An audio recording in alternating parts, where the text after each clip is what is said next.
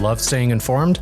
Subscribe now and get unlimited access to local news, weather, and sports for just 99 cents a month for your first 3 months at inforum.news/join. Read every story, listen to every podcast, and download the apps that keep you informed and on the go 24 hours a day. So head to inforum.news/join right now to subscribe. What are you waiting for?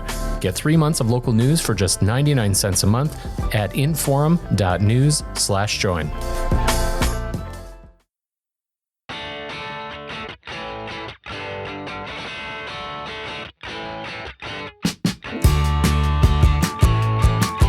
Welcome to Plain Talk, and we got a lot to talk to. We have a lot to talk about. I have a story that touches on the gubernatorial race.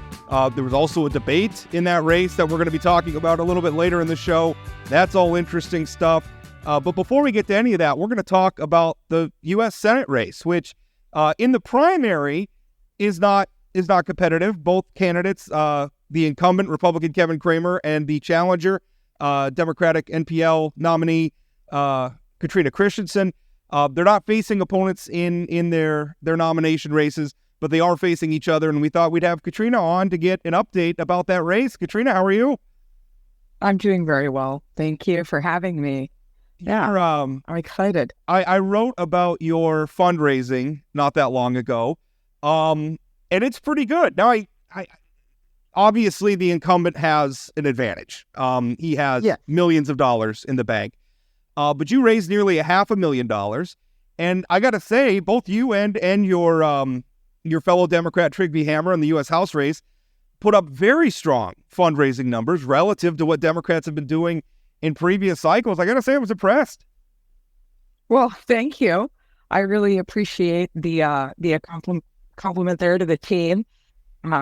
It's been a really intense learning process. You know, I jumped in too late in 22. I didn't know what I was doing. And this time I wanted to make sure that I learned from all my mistakes. And fundraising is incredibly important to win a race. And so a bulk of our time is really spent on making that work out for us. So we've had, actually, April's been our best fundraising month so far. So it's a lot of hard work, but it's really important so that we can get our message out there. Trina, one of the things I've been thinking about in your race is you've got on the Republican side this sort of, it seems like a desire for new blood.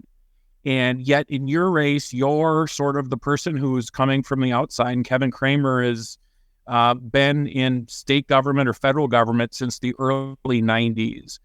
How do you think, sort of being an outsider versus somebody who's been, spent their career in government helps you in terms of giving you a different perspective on things? So I do think that, we have polling that shows that Kevin isn't that well liked right now by voters. Our poll was R plus 19. And we also see from our fundraising that we had double the individual contributions that Cramer has received. And so I think there's a lot of excitement for new blood. We've gotten donations from 51 of the 53 counties here in North Dakota. So I think that piece speaks to there being some, desire for change. And I talked about this on the trail and maybe in the last time that I was on the show. I want to be clear. I think Kevin's a great politician. He's been in politics for over 30 years. He's won statewide races. And I think he's really good at identifying problems and assigning blame. And what I want to do is let the voters know that there's somebody who's willing to do the next steps, which is to offer ideas, work with the other side, and get solutions across the table to work for North Dakotans. And so, I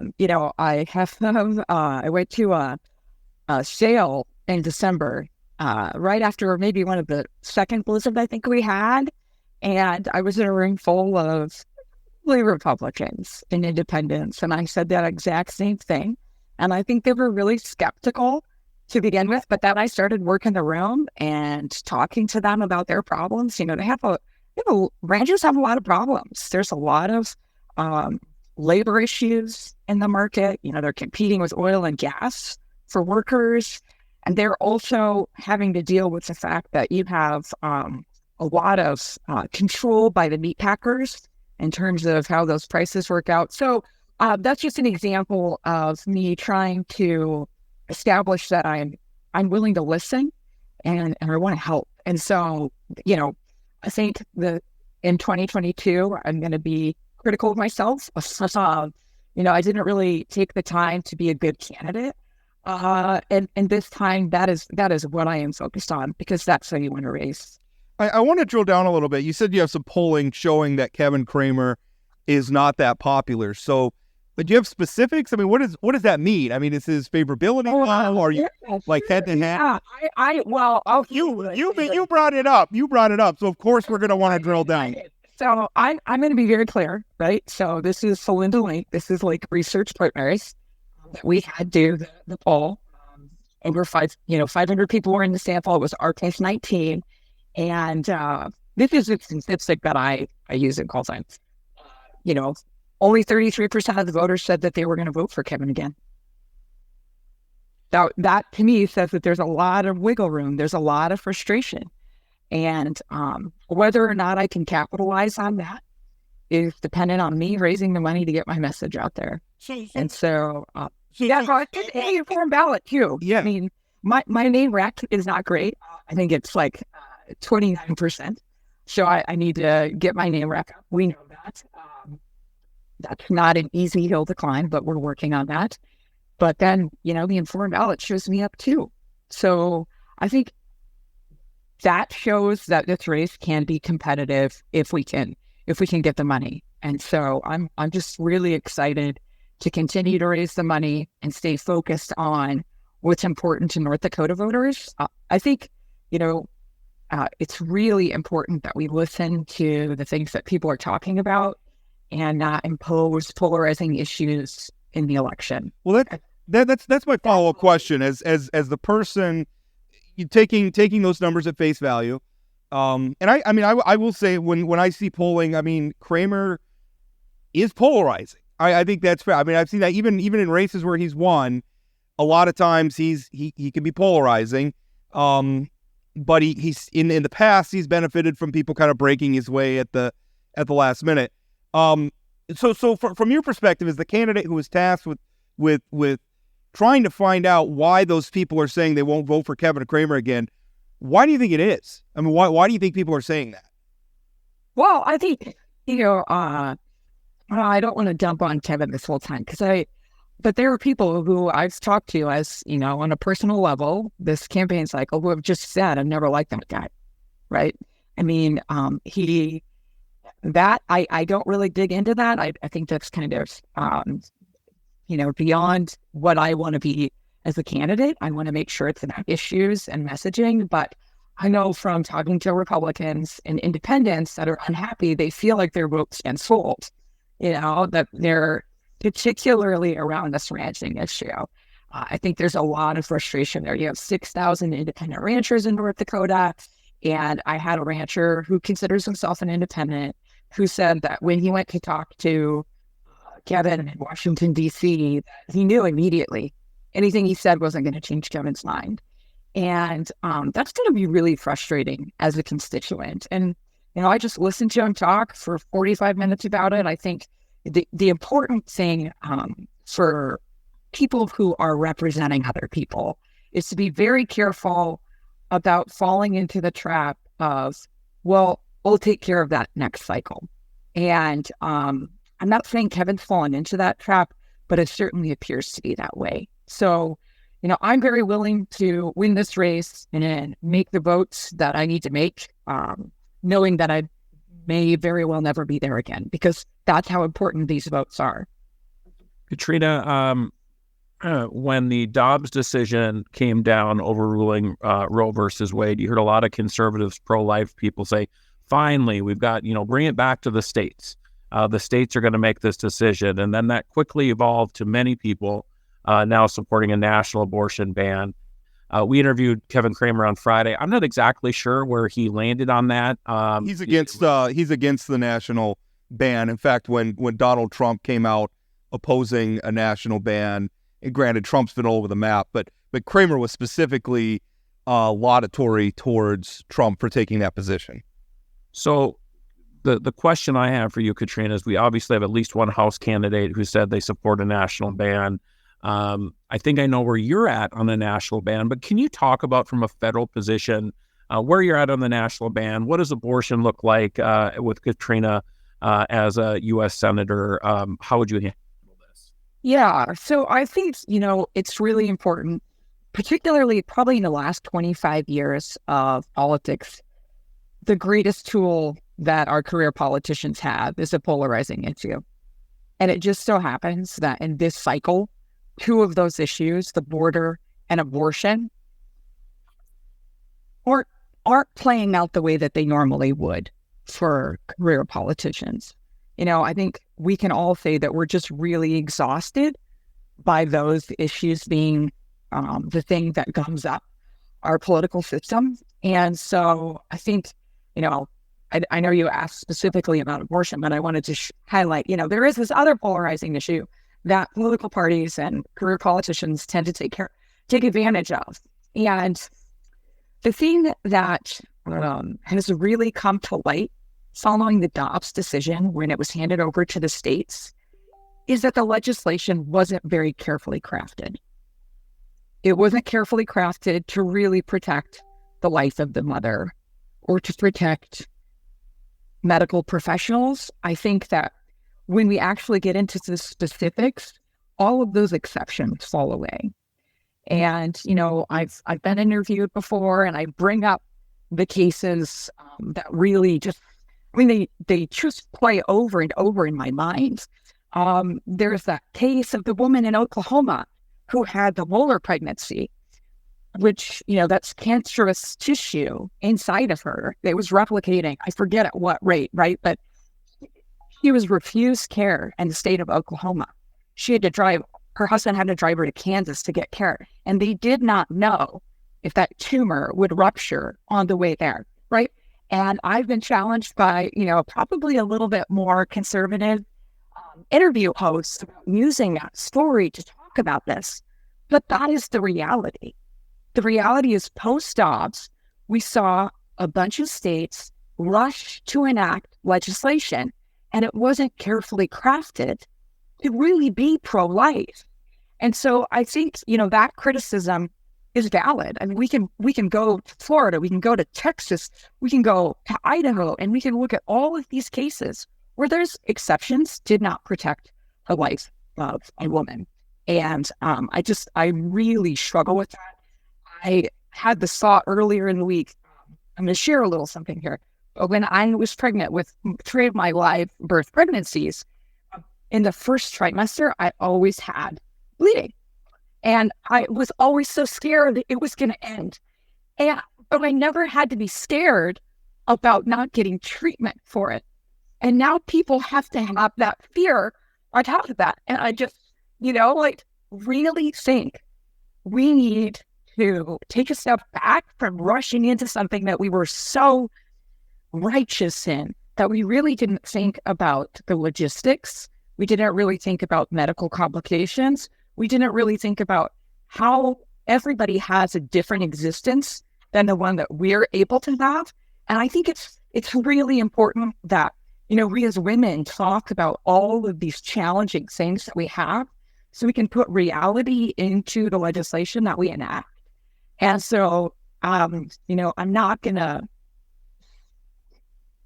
I think it's really important that women are able to access healthcare that protects them when they need it, where they live. And so I do think there are going to be, Katrina in the Senate is going to support women having access to healthcare that they need.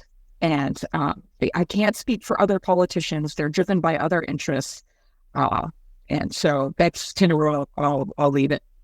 Thank you for sharing that. I'm sure everybody could hear the emotion in your voice, and I applaud. I mean, that because I think you're right about that part of it. It's these stories that are going to come out. One reason, and I'm sure maybe the two of you will disagree with me on this.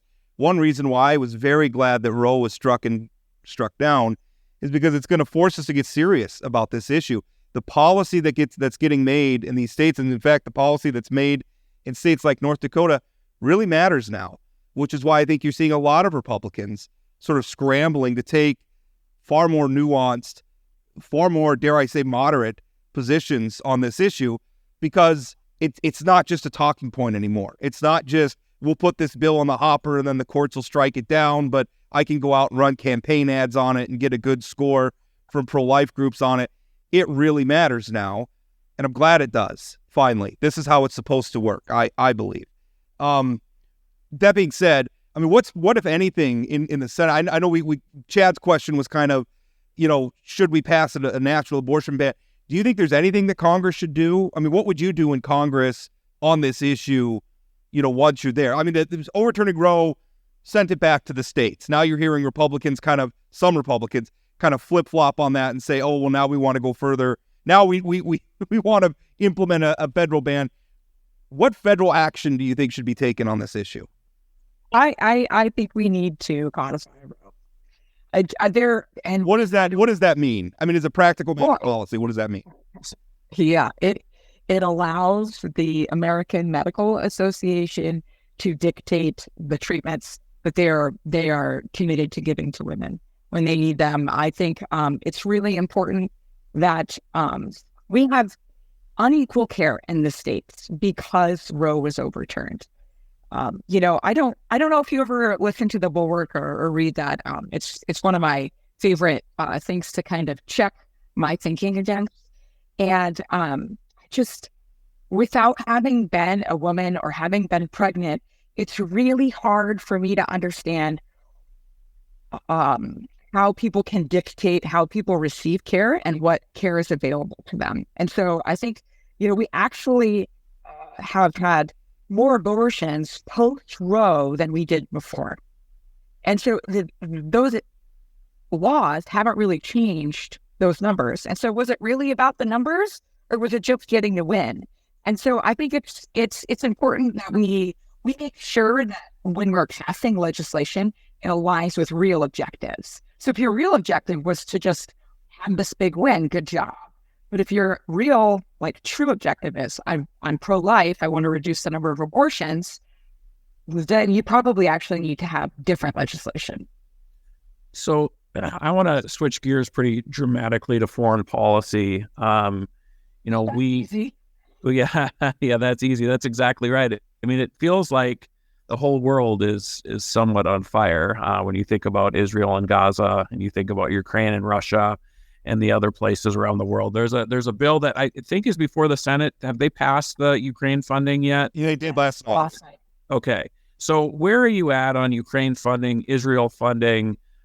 TikTok ban, I think, was part of that as well. What are you thinking about all this foreign policy? I mean, one of my biggest fears is we've got one of the two chambers in Congress, the U.S. House, that's completely not functioning as all this really, really important stuff is happening around the world. As a senator, Senator Christiansen goes in and you're working on foreign policy. You've got a big job. How do you approach this stuff? Where are you at in Ukraine funding? Where are you at in Israel funding? I think we should have passed the Ukraine funding 6 months ago. I think it was incredibly just stupid, to be quite honest, for the House not to have passed that. I think it's really important that we are articulate about why we're even having this conversation, like this delay. And part of it is Russian propaganda, right? So Russia's saying this is all about NATO expansion. Yeah, that's the propaganda. The Chinese picked it up, and then it was echoed in the House chamber. Okay, democracy can't do anything about this. Again, Russian propaganda echoed by China, picked up in the U.S. House and the Senate chamber. And, I think there are other examples of that propaganda actually making it into our political bodies. And I find that very concerning. I mean, this is obviously a political tool, a warfare tool that's been used since World War I to either motivate your own population or to manipulate those abroad. And so I think, good representatives, good senators are very critical of the information that they're receiving, so that we are not implementing policy that's driven by a foreign power with probably uncertain, if not nefarious, ends that they're seeking. And so for me, I think we should have passed the Ukraine aid 6 months ago. Of course, Israel has a right to protect itself. I think it's really unfortunate the way that things have played out. I'd like to see a ceasefire. I'd like to see Israel regroup and try to figure out how to eradicate Hamas without killing other humans. I think that our delay in funding Ukraine and our delay in funding Israel also is problematic for our interests in the Pacific. And so China sees our inability to govern, and they're going to take advantage of it. And so, in general, Senator Christiansen is going to be a national security hawk. I mean, I grew up in the 90s. I think that the United States of America is the greatest country in the history of the world. And we really can flex those muscles when we want to, when we have the right leaders in place. And that's, what I think. I agree with you. It is, as somebody earlier, I think you were talking to more conservative hosts. So I felt like you were firing a cruise missile at my credentials. Rob Fort, the Rhino. Well, no, I don't blame you, because at these days, like sort of traditional, I have a very Reagan-esque view of foreign policy, which is I think that we ought to support the aspirations of all free people. And I understand how many mistakes our country has made at times, but I also know some of these decisions, as intractable and complicated as some of the issues like Israel and Palestine are, sometimes our role in it's not that complicated. Our duty is to support democracy. So that means supporting Ukraine against authoritarians. That means supporting Israel against religious fanatics who don't believe Jewish people ought to be allowed to exist in the world. That means supporting Taiwan, an independent country that a communist regime refuses to acknowledge. And it's shocking to me to watch the number of Republicans who are just bulking on this. Like, I don't understand. And it scares me, because they're doing it under an American First banner. They're not the first ones to use America First. The first ones to use America First were sympathizers with Germany during World War II. It's terrifying. Not a good look. It's not. It is incredibly terrifying. And I actually had the thought that, when Iran went into Israel, it's because we didn't act soon enough. We couldn't get our troops in the group, and here they are. They're like, yeah, we didn't I think that's such a well-made point. I think right now, Russia, China, Hamas, Iran, I think they're looking at us and they're seeing faltering resolve. And let's be honest, we have a degree of complexity to these things that they don't have. We're a democracy, which means that we have to build consensus around our issues. We have to get the votes in Congress. Like, that's the thing that doesn't happen. Vladimir Putin doesn't need anybody's votes. The Iranian regime doesn't need anybody's votes. These are dictatorships. These are authoritarian regimes, but we do. And right now we're failing the world. But speak to that a little bit, because that does seem to be a rising sentiment among a not small faction of North Dakotans that we ought not be entangling ourselves in this. We ought to be more worried about helping Americans, not helping Ukrainians. How do you respond to that?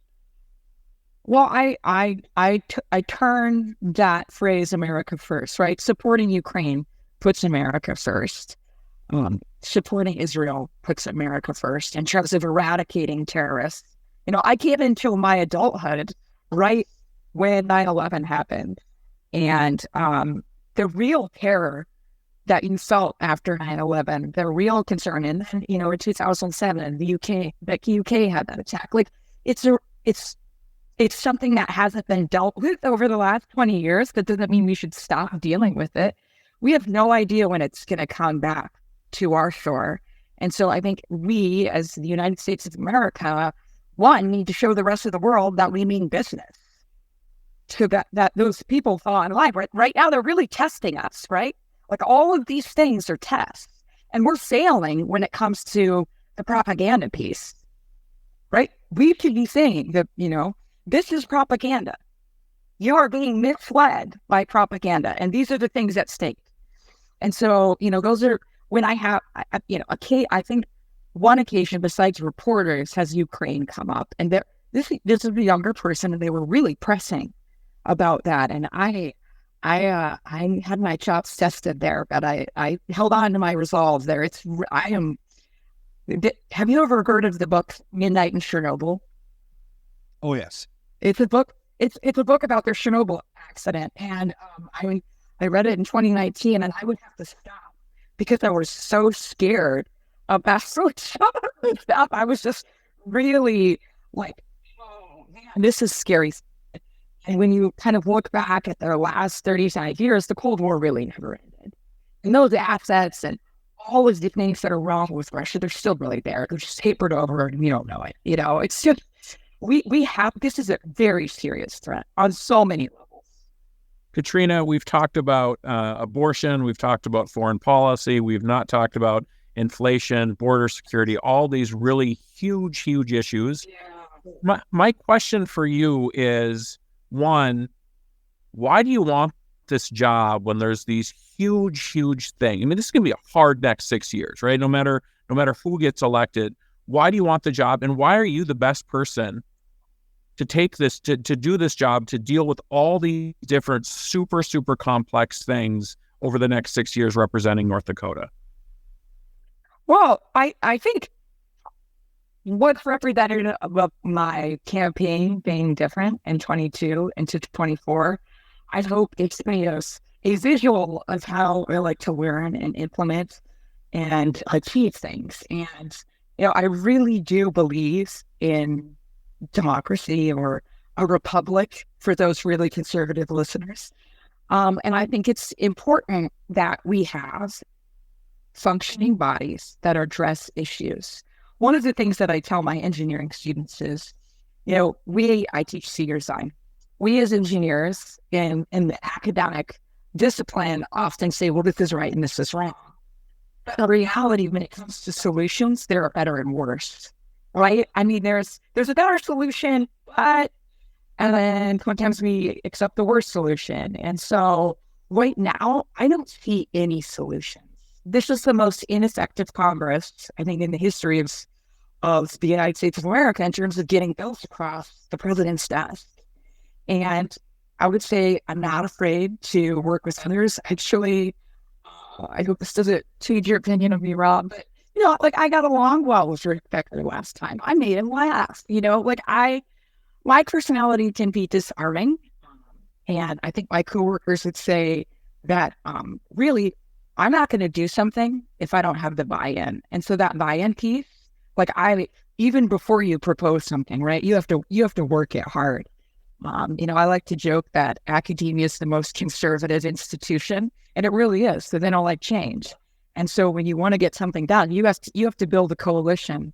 You have to build buy-in. And so I would say my personality, I see a need, I hear frustration, I see things not getting done, and I want to help. But I also want to be clear that I recognize I don't have to do this forever. We can have some really big wins through a couple of terms, and that's good enough for me. I really think that there are things that we can do here. I'm so excited about the CHIPS Act. I get really just jazzed because we're reshoring manufacturing jobs. And when we do that, we get to innovate in manufacturing, not just design. And so there are lots of things that I think we can build on from the last 4 years or even the last 2 years that are bright spots. But to your point, Chad, those pieces about immigration we have to deal with. The inflation piece, I think, is really frustrating as a consumer. I have 3 kids. I have a 15-year-old. Nobody ever told me that my life would just be one long trip to the grocery store. It's like, I have to go buy milk again. And I get frustrated. And really figuring that problem out is going to take a lot of people. It's not just one person. So I don't have that disbelief that I'm going to be able to solve it all, but I want to help those people who can. Katrina, thanks for your time. Gary, thanks so much. The cold cases you see at the vault have captivated readers across our region for years. At the Vault Podcast, our team of professional reporters takes you further into those stories with new interviews from family members, investigators, and experts. Check out The Vault at inforum.com/The Vault and subscribe to The Vault wherever you find your podcasts. All right, just finished with Katrina Christiansen, who called herself a foreign policy hawk. And I wonder, the one question we kind of ran out of time. One question I wanted to ask her is, she started off referring to poll numbers, saying that 33% were ready to move on from Kevin Cramer. Obviously, this is a poll from a campaign. I haven't seen it. All the usual caveats apply. But if we take that at face value, it seems to me her challenge is, how do you win that 33% over? Like, how do you make them? Because I'm guessing most of them have voted for him, but obviously they've all voted for him before. So those are Republican. Rob, I think she's actually saying 33% are committed to voting for Kevin Cramer. Only 33%. Yes, I think that was the point she's. But the point is still the same. How do you get that leftover piece that maybe isn't completely committed to come over?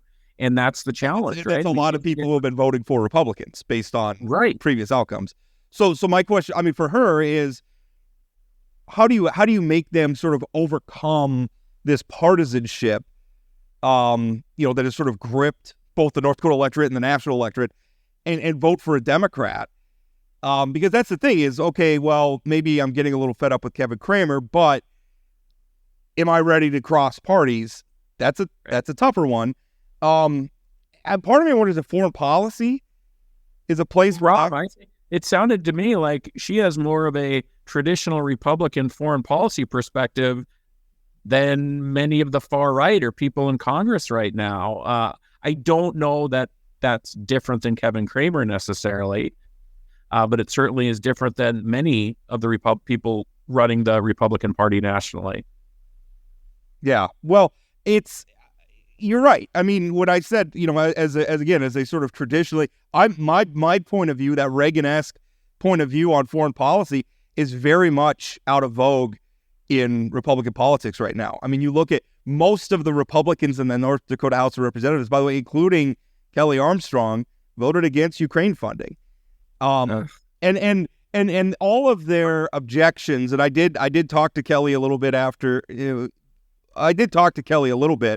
We exchanged a few texts, and he was saying, well, there was a better amendment, there was a better way to do it. And it's like, those are luxuries you have when your caucus brings this issue in a timely manner. Instead, you guys dithered, you caved in to the Russian propagandists, you caved into Marjorie Taylor Greene, a group of people who, by the way, I don't think are really concerned about border security. If they were, they would have allowed their own border security deal to advance instead of tanking it earlier this year. I don't think they really care about the money. We're talking about 1%. All of the foreign aid, including Ukraine, including Israel, including Taiwan, all of our foreign aid amounts to 1% of the federal budget. Those aren't their concerns. For Marjorie Taylor Greene and Matt Gaetz and some of these others, they're not concerned about those things. They just want Ukraine to lose. So I will just say, as you know, I'm a fan of Kelly Armstrong. I love how transparent and he is. I don't believe he would have voted no on Ukraine funding if he was not running for governor right now. Yeah, I just don't believe that. I think it's a political calculation. Yeah, and I hate it. I absolutely hate it. Things are supposed to be bigger than a governor's primary in North Dakota. And I'm sure he would disagree with my assessment of this, but I have a tough time because he's historically supported Ukraine funding, to figure out ways to vote no. That's what you do during a political campaign. Yeah, but he's got and it's weird because the governor of North Dakota has nothing to do with foreign aid for Ukraine, but he's got somebody on his right flank that is very, obviously Tammy Miller is trying to get on his right flank with the MAGA crowd, with the Trump crowd, whatever you want to call them. And if he was out there, hanging out there with a big vote in favor of Ukraine, she could make some hay out of that. Right. Well, and you sort of it's a nice transition into the debate that took place last night because you talk about I was amazed at how many answers Tammy Miller started out. What are you going to do about prescription drugs? Well, it starts with electing Donald Trump president of the United States. Yeah. And that's just, and I don't think that's a real example, but it felt like so many of her answers started with, what are you going to do about this state issue? Well, we need to elect Donald Trump and get rid of Joe Biden. Yeah. Which is not really, I mean, we get it. You like Donald Trump, you support Donald Trump. Obviously that's not an unfair thing for you to communicate to voters, but like you're leading it's leading like everything you're doing right now. And I don't know what is Donald, you know what we didn't hear a lot about last night in that debate? Property taxes. I would have liked to hear I would like to hear some specific plans. What do you guys, I mean, assuming this ballot measure doesn't pass, I don't think it will, but who knows? What would you guys do about property taxes? Yeah, there wasn't a lot of in-depth policy discussions, although I will tell you, when you got into like issues around prescription drug prices, mental and behavioral health, Kelly Armstrong really showed how much more he knows about these issues than Tammy Miller. Like Tammy Miller seemed to be really surface level, but in terms of, other than Kelly saying we're going to do something about property taxes, that was the extent of the conversation around property taxes. Also, I mean, the headlines coming out of the debate was, they basically agree on everything. The only difference is style. To me, that's not a good headline for Tammy Miller, who I think is running from behind here. Well, that was my headline, is that it wasn't a good debate for Tammy Miller for that reason. I mean, right. I counted more than half a dozen times where she started, well, I agree with Kelly, which is fine. I mean, if they agree, I don't want them to make up things to disagree about. But, I mean, this comes down to a stylistic thing. And I mean, we saw immediately after the debate, like this morning, we're all greeted to a new television ad that's accusing Kelly Armstrong of insider trading. Now, Kelly, I should say, I haven't written about this yet, and maybe I'll have something up about it by the time the podcast is out. His campaign has sent out a statement calling her accusation. So what the ad does is it says that Kelly voted against a piece of legislation called H.R. 2534. And it's the Insider Trading Prohibition Act. And Kelly was one of 13 members of the House to vote against it. It did pass the House back in 2019. It has not been taken up in the Senate. I don't know why Kelly voted no on that bill. I don't have an explanation from him. But the other part of the ad, what it claims is that Kelly sold $150,000 in stock right before a crash. $150,000 worth of stock. Now, the juxtaposition of those two things makes it seem like they're accusing him of insider trading, that he was using insider knowledge that he had in Congress to sell stocks in a company to avoid losses or to maximize profits, what have you. The problem is Armstrong's campaign says he's never traded stock in an individual company while he's been in Congress. The stock sale that they're referring to is a mutual fund. And for anybody who knows how a mutual fund works, which is essentially you're investing in a pool of money that is in turn invested in companies and other sorts of investments by other people, pretty hard to do insider trading through a mutual fund. Yeah, I will say, I think the ad it's an effective ad, right? I mean, it's sort of, but it also is sort of the traditional negative ad. And we saw at the debate last night, we've seen previous, the Miller campaign really complaining about Kelly being so negative. He's so negative. I mean, again, she brought it up last night about him being so negative, and then running sort of that the style of the ad, which again I think is effective, is pretty cookie cutter negative. There's a reason why it's cookie cutter and cliche. It's because it works, so everybody emulates. Absolutely right. And so, I think it is. If Kelly's out trying to explain it as a mutual fund, not a it's hard to explain that, right? It's hard to explain. The other thing I was thinking is talk about rich guy problems. And I think that one of the one sort of hit on Kelly, I mean, he can seem at times to be a little bit out of touch, although he's so accessible that it's hard to make that case. I mean, can average North Dakotans even relate to somebody selling $150,000? And it's probably small money compared to some of the. I don't know. I mean, I know a retired reporter who has those sorts of investments in like mutual funds and stuff. Now, granted, this is somebody who's at the end of their career. Right. Yeah, I suppose. So I don't know that $150,000 is like some eyebrow. I mean, Doug Burgum just spent $850,000 to have dinner with Donald Trump. So, and spent $30 million to get 0% in New Hampshire. Right. And I mean, Tammy, both Miller and Arm, but I mean, they're spending $80,000 a week on television ads. So each, right? They're spending like what they're complaining about Kelly's mutual fund trade it's like a week of ad buys on broadcast television for them. So it's it's covering your KFYR ads for this week. I don't know. I don't know. I mean, maybe it'll add. She's just, my perception is that she's very, very far behind. And I just don't know that this is the sort of thing that's going to make it up. I mean, it's going to make a dent in Kelly.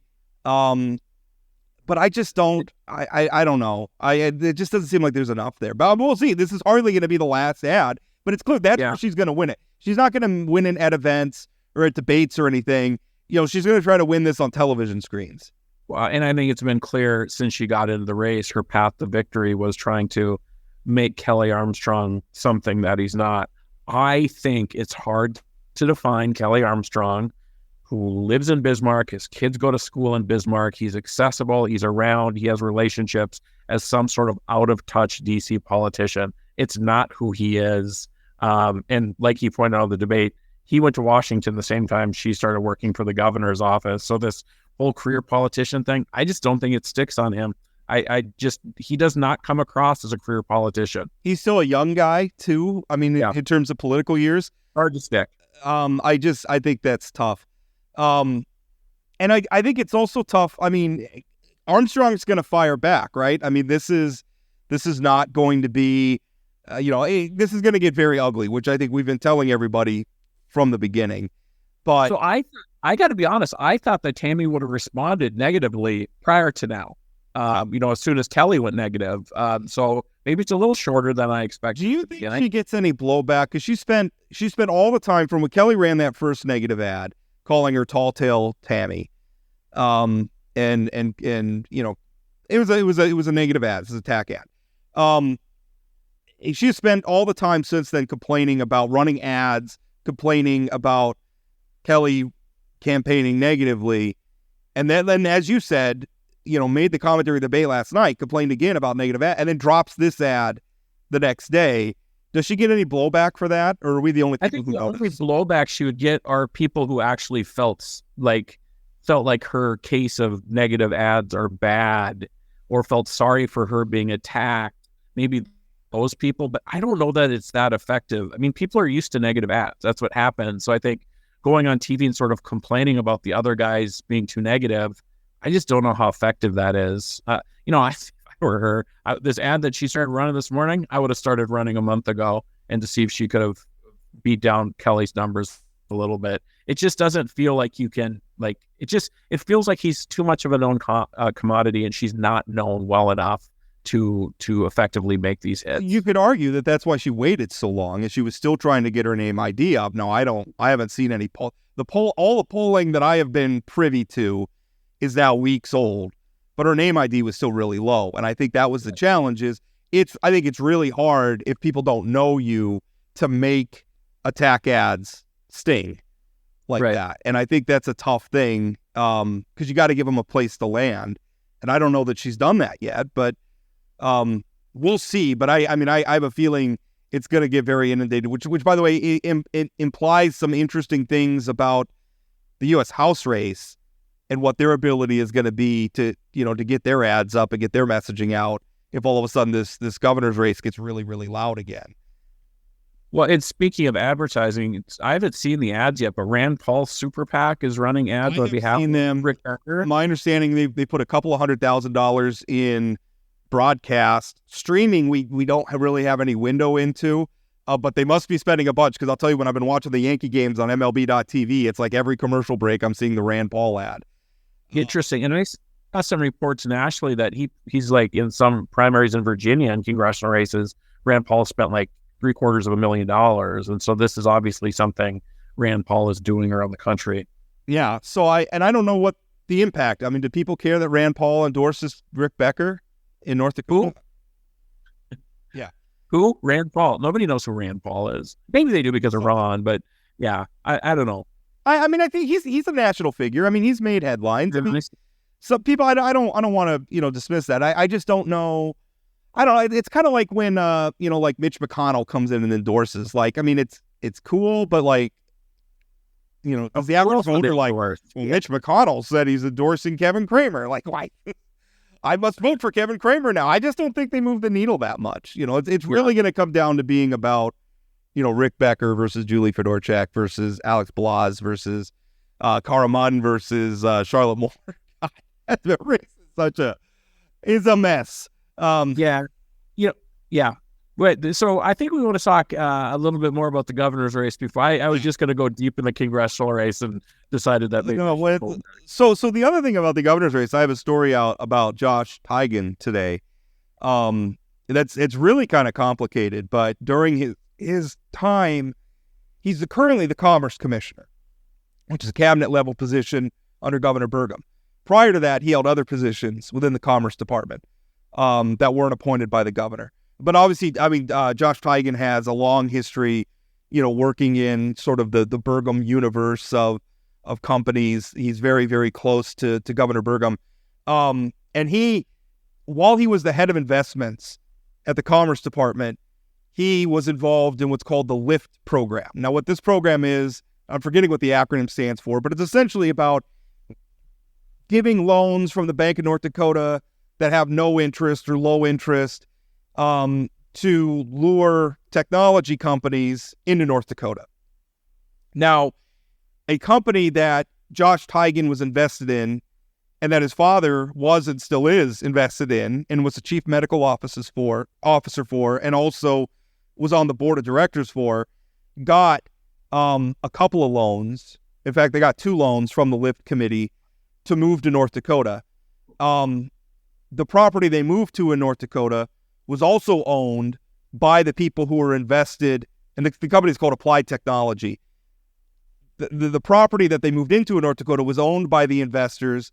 Josh Tigan's currently the registered agent for that LLC, and then the company that's got the contract to do the property management on that property is also owned in part by Josh Tigan. And oh, by the way, it was, I think, $1.75 million in loans. They applied for a third loan. They got declined by the LIFT committee, and then basically they closed down their North Dakota branch, which even on top of everything else makes it kind of look like we doled out $1.75 million in loan to a company that moved out of North Dakota the minute they stopped getting loans from the taxpayers. So, all the way around, and especially in the context of, we've got the Jason Doctor thing and the lease deal at the Attorney General's office, which doesn't look good. We have the legislature, and what they did, making funds available for Ray Holmberg to do all sorts of this traveling. And not just Ray Holmberg, lots of lawmakers are traveling all over the place. The idea that there's a lot of coziness going on in state government among Republicans right now is an increasingly important narrative in North Dakota politics. And here comes Josh Tigan with what looks like a pretty cozy situation of his own that doesn't look good. If you are in the position that Josh Tigan is as the Commerce Commissioner or another high-level person at Commerce, you cannot allow for there even to be the perception that you are benefiting off of your job. And it seems to me, based on your article, he did benefit from this. He wasn't completely transparent on his connections to this. And it frustrates me that for some reason, we hear it often from the far right about corporate welfare and why this is bad.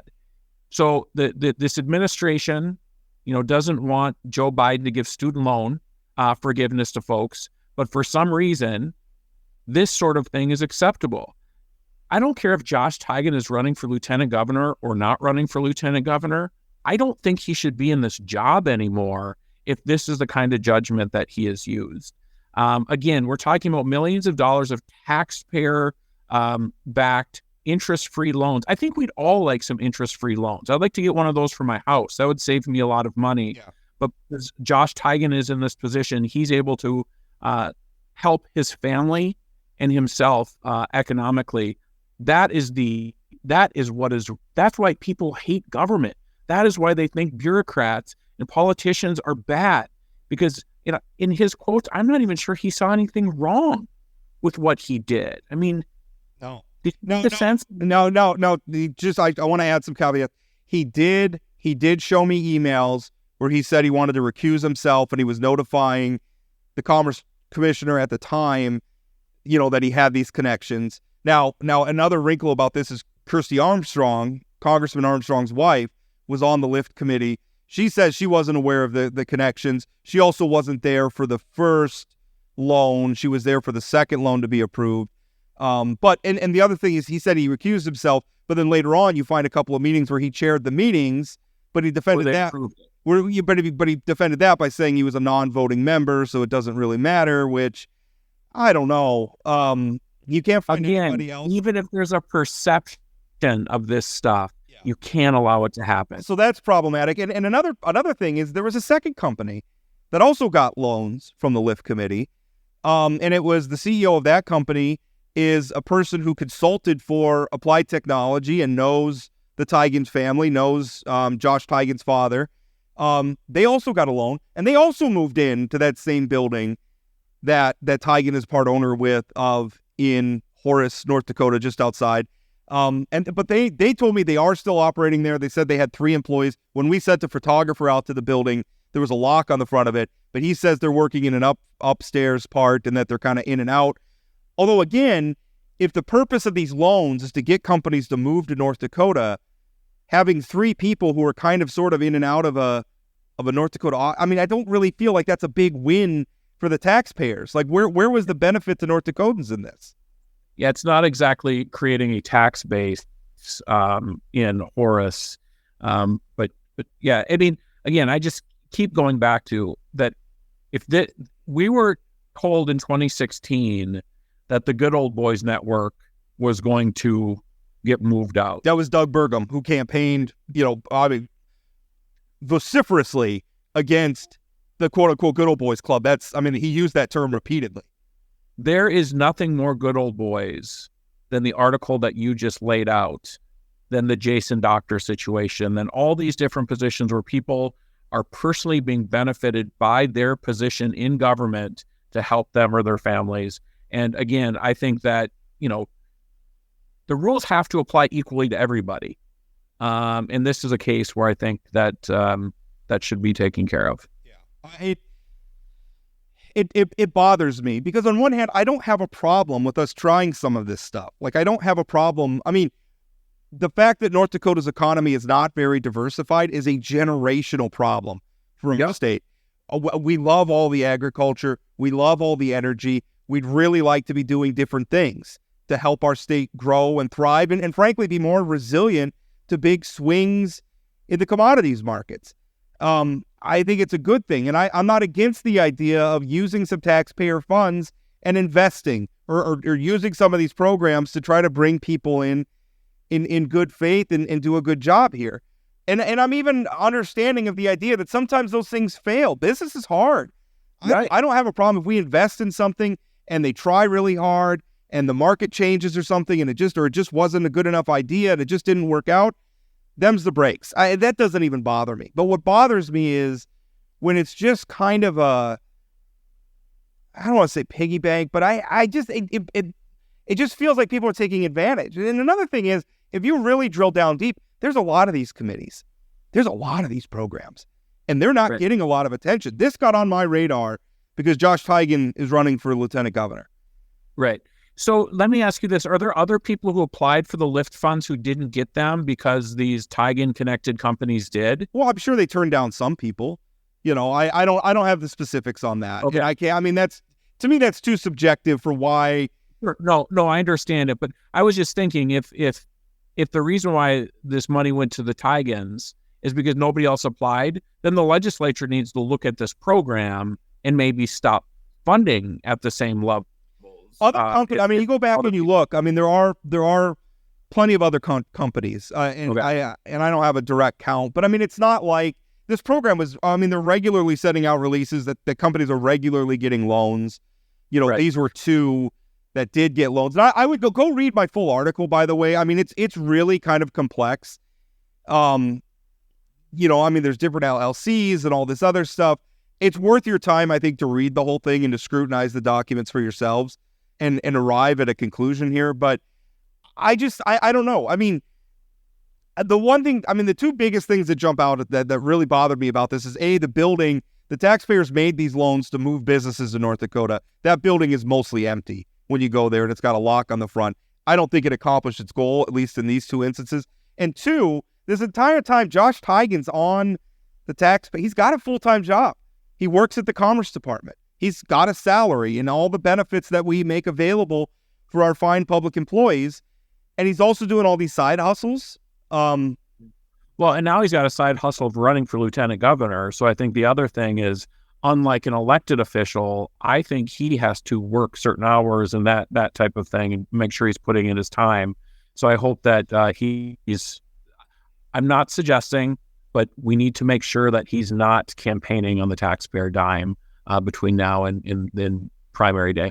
I think that's, I think that's fair. But, again, and I think this really is a larger problem for the North Dakota Republican Party. There's a lot of stories like this have been coming out. There is definitely an appearance that there are a lot of Republicans who are just comfortable with this stuff. They've gotten comfortable with it. I think they've lost sense of how bad it is and how bad it looks to the public. And some of it is, some of it is, we're a very small state. And so the people who get involved, everybody kind of knows each other and in some ways that's good. Like, I kind of like the idea that, you could pick up a phone and make a few phone calls and get something done. I mean, on one hand, that's a good thing. But on the other hand, it can very easily slide into something that's not good. Yeah. And I like you, I'm fine with there being sort of venture capital out there to try to get people to expand and come to North Dakota, as long as there's, proper checks and balances on it moving forward. But I agree with you. I think that there's a lot of different stories coming out. I also think, you mentioned that there's lots of different boards and different funds of money. I don't think the average taxpayer can keep track of all sort of the economic development sort of things that are happening at the state and local level. I cover North Dakota government for a living. I had never heard of the LIFT committee before right. This story. I had to go figure out, well, what is this? What does this do? I had to go find it. Right. And so I think that's the other thing that, that we give a lot of flexibility to the Commerce Department to handle a lot of dollars. And I think we've seen the pass-through grants and other things over the last year. So, I think maybe some of these stories will shine light and people will buckle down a little bit more and be careful. But again, I think as a state employee that Mr. Tigan, by even giving the illusion, even if there is some good explanation, which I'm not sure exactly what that would look like, to give the illusion of this sort of conflict of interest in the position he's currently in, it's just not smart. It's just not smart at all. And has the Miller campaign said anything about your story up to this point? Not directly as a campaign. I mean, the Miller campaign, when I interviewed Josh, there was a representative from the Miller campaign on the phone with us. Okay. They told me that, his responses were kind of, so, his responses, I think he's one of the candidates. Right? So, that coming from... That is the response from the... That is the response. Right. Yeah. Is what he's saying. So, there's all that. And it also, to run that... And there's a part of me, and maybe this is... I don't know that that they chose the insider trading attack on Kelly Armstrong. Obviously, they knew my story was coming. Part of me wonders if that line of attack, if that didn't feed into that decision. I don't know. But that's something that popped into my mind, I guess, as they knew this was coming and they needed to give Kelly Armstrong a bloody nose on it as well. Yeah, there's a possibility that a lot of North Dakota voters hear about the Tigan story, see the ads, it's like, oh, here we go. They're all the same. Right? Same. And, I think that's the word. I am interested in hearing what Armstrong's explanation is for voting against that insider trading bill. He was just one of 13 members of the House. Why? I haven't gotten that explanation yet, but I'm working on it because I think he owes one. So I think that's all it. Chad is not going to be on the show Friday. He's out. Ben Hansen's going to be sitting in. We're going to actually be interviewing former Bismarck Mayor Steve Bakken, who is the chair of a new ballot measure to legalize recreational marijuana. They're going to take another shot at it, and they've been getting closer. Last time they were in the mid-40s percentage-wise, I think. So, Rob, are they shooting for November? They are. Yeah. Oh, cow! That's going to cost a lot of money to collect those signatures. It is. Although remember, if every measure has at least a full year.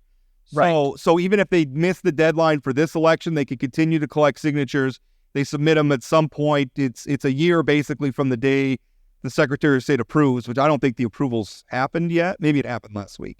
I don't know. Yeah, and then if they don't collect it for the November ballot, then it would be on the June of 2026 ballot. They collect them. I think one of the ballots in 2026. I don't know if it'd be November or June.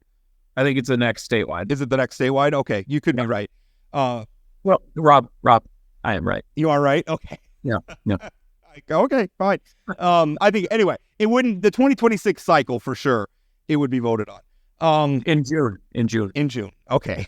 All right. We'll leave it there. Trying to fact check me. Okay. Well, I'm not sure. So but I'll take your word for it. It is June. But if you really want to know, probably the Secretary of State's website or something like that might be a better resource. Feel free to comment on this podcast. Chad is right.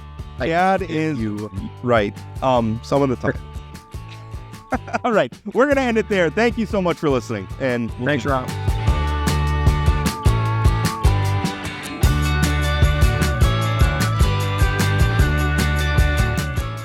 Inforum Communications Company has a robust podcast library. At inforum.com/podcast. We have everything from politics, sports, true crime, outdoor adventure, and more. Visit inforum.com/podcast and explore them all today.